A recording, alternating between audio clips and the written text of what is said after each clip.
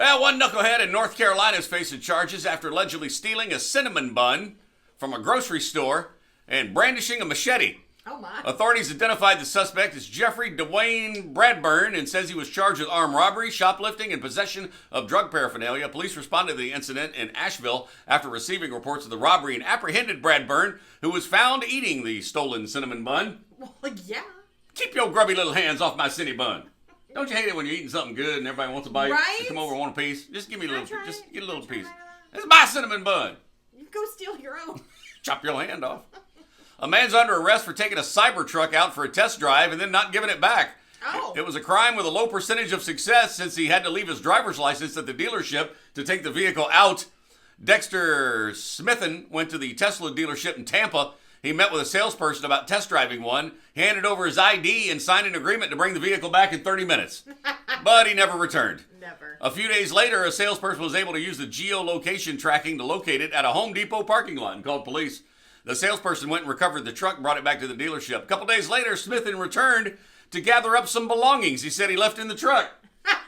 Police arrived a short while later and arrested him for grand theft.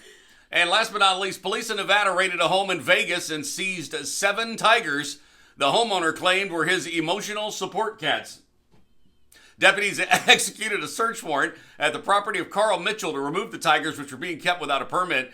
He says they were given to him by Joe Exotic, the star of Tiger King. Oh, really? And he says he wasn't required to have a special permit because he was allowed to keep them as emotional support cats. Oh, my God. Neighbors told police he'd sometimes see them out on walks with the large cats, not using a leash. Right. That's scary. Wow. Police worked with animal services to sedate the tigers and remove them from the property. They're safely transported now to an out-of-state animal sanctuary. Can you imagine the size of that litter box? Gross. Just saying. Gross.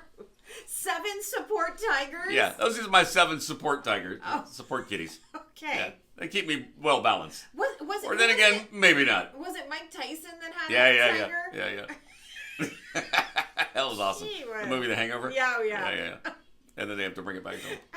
Anyway, those are your knuckleheads. Find those stories where you follow us on the socials. Look for Mel and Scott in the morning. If you're keeping 7 giant tigers, I'm thinking you're not emotionally balanced to begin with, right? That's true. Yeah. They're not going to help you. There's something lacking in your world.